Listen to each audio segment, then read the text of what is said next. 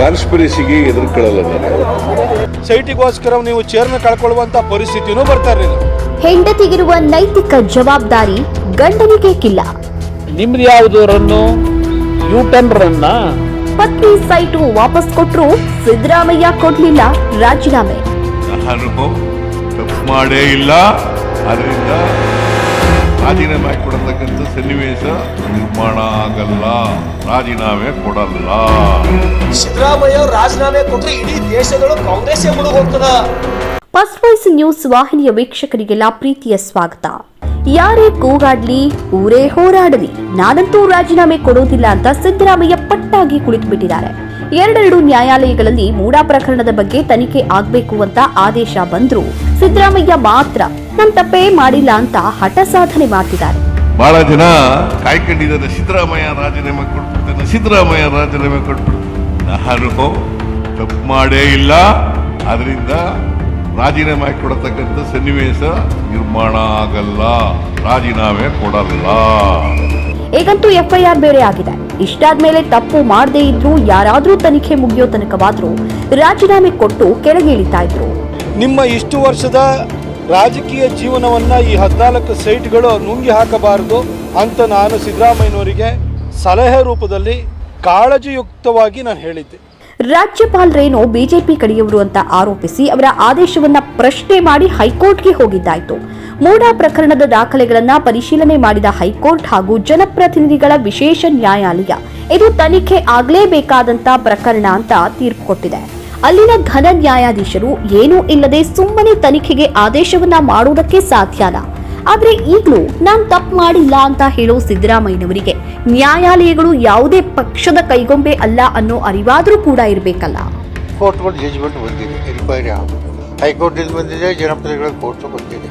Enquiry ಆಗೋವರೆಗೂ ಇವರು ರಾಜೀನಾಮೆ ಕೊಟ್ಟು ಪುನಃ ಅವ್ರ ಮುಖ್ಯಮಂತ್ರಿಗಳು ಆಗಬೇಕು ಅಂತಕ್ಕಂಥ ಎಲ್ಲೋ ಯಾರೋ ಮಾಡೋ ತಪ್ಪಿಗೆ ಅನೇಕ ನಾಯಕರು ತಮ್ಮ ತಪ್ಪಿಲ್ಲದೆ ಹೋದ್ರೂ ನೈತಿಕ ಹೊಣೆ ಹೊತ್ತು ರಾಜೀನಾಮೆ ಕೊಟ್ಟಿರುವ ಬೇಕಾದಷ್ಟು ಉದಾಹರಣೆಗಳಿವೆ. ಆದ್ರೆ ಸಿದ್ದರಾಮಯ್ಯ ಮಾತ್ರ ಯಾಕಿಷ್ಟು ಭಂಡತನ ತೋರಿಸ್ತಿದಾರೋ ಗೊತ್ತಾಗ್ತಿಲ್ಲ. 2 ಕೋರ್ಟ್ ಆದೇಶ ಬಂದಿದೆ. ಮತ್ತೆ ಅವ್ರ ಪಾರ್ಟಿ ಸ್ಪೀಕರ್ ಕೆಲಸ ಮಾಡದಂತ ಹಿರಿಯ ಕಾಂಗ್ರೆಸ್ ಅವರು ಹೇಳಿದ್ದಾರೆ. ಇನ್ಯಾರು ಹೇಳಬೇಕು? ಅವರೊಬ್ಬ ಸಜ್ಜನ ನಾಯಕರಾಗಿದ್ರೆ ರಾಜ್ಯಪಾಲರ ಆದೇಶ ಬಂದಾಗ್ಲೇ ನಾನು ತನಿಖೆಗೆ ರೆಡಿ ಅಂತ ಹೇಳ್ಬೇಕಾಗಿತ್ತು. ತನ್ನ ಮೇಲೆ ತನಿಖೆಗೆ ನಡಿಬಾರ್ದು ಅಂತ ಪ್ರಯತ್ನ ಮಾಡುವವರು ಯಾರು? ತಪ್ಪು ಮಾಡದೇ ಇದ್ರೆ ತನಿಖೆ ಎದುರಿಸೋದಕ್ಕೆ ಯಾಕೆ ಭಯ? ದಾಖಲೆಗಳು ಸಾಕ್ಷಿಗಳೆಲ್ಲ ಸಿದ್ದರಾಮಯ್ಯನ ವಿರುದ್ಧ ಇರುವಾಗ್ಲೂ ತನಿಖೆ ನಡಿಬಾರ್ದು ಅನ್ನೋದು ಸಂವಿಧಾನಕ್ಕೆ ಕೊಡುವಂತಹ ಗೌರವನ? ಪ್ರಜಾಪ್ರಭುತ್ವದಲ್ಲಿ ಯಾರೂ ಪ್ರಶ್ನಾತೀತರಲ್ಲ ಅನ್ನೋ ಸತ್ಯ ಸ್ವತಃ ಕಾನೂನು ಪದವೀಧರರಾದಂತಹ ಸಿದ್ದರಾಮಯ್ಯನವರಿಗೆ ಯಾಕೆ ಅರ್ಥವಾಗ್ತಿಲ್ಲ ಗೊತ್ತಾಗ್ತಿಲ್ಲ. ಮುಖ್ಯಮಂತ್ರಿಗಳು ಅವ್ರ ಮೇಲೆ ಆಪಾದನೆ ಬಂದು ನ್ಯಾಯಾಲಯ ತನಿಖೆಗೆ ಆದೇಶ ಕೊಟ್ಟು ಕೇಸ್ ದಾಖಲಿಸಿದ ನಂತರವೂ ಕೂಡ ರಾಜೀನಾಮೆ ಕೊಡದೇ ಇರತಕ್ಕಂಥದ್ದು ಬಂಡತನದ ಪರಮಾವಧಿಯಾಗುತ್ತೆ.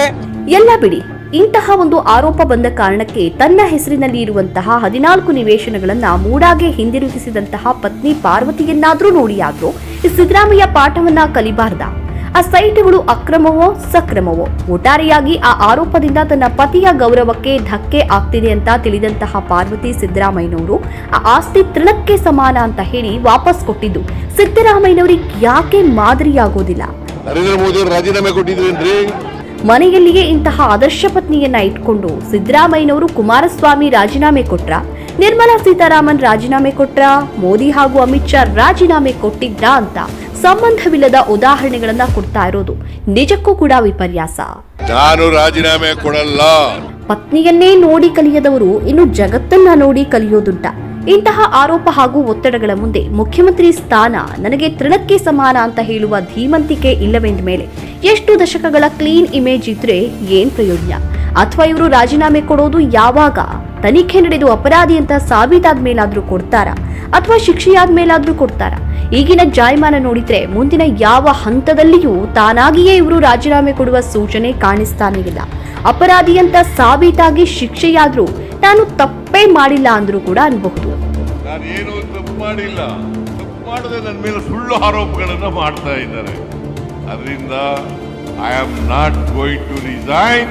ಇಷ್ಟೆಲ್ಲ ಆದ್ಮೇಲೂ ಇದೇ ಸಿದ್ದರಾಮಯ್ಯ ಆತ್ಮಸಾಕ್ಷಿಯ ಬಗ್ಗೆ ಮಾತನಾಡುವುದು ಮಾತ್ರ ನಿಜಕ್ಕೂ ಕೂಡ ಹಾಸ್ಯಾಸ್ಪದ.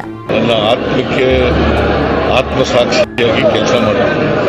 ಅದರಿಂದ ರಾಜೀನಾಮೆ ಕೊಡಬೇಕಾದ್ರೆ ತಪ್ಪು ಮಾಡದವ್ರು ಯಾರವ್ರೇ, ತಪ್ಪೇ ಮಾಡದವ್ರು ಎಲ್ಲವ್ರೇ, ತಪ್ಪು ಮಾಡದವ್ರು. ಮತ್ತಷ್ಟು ವಿಶೇಷ ಸುದ್ದಿ ಹಾಗೂ ಮಾಹಿತಿಗಳಿಗಾಗಿ ಫಾಲೋ ಮಾಡಿ ಫಸ್ಟ್ ವಾಯ್ಸ್ ನ್ಯೂಸ್ ಕನ್ನಡ.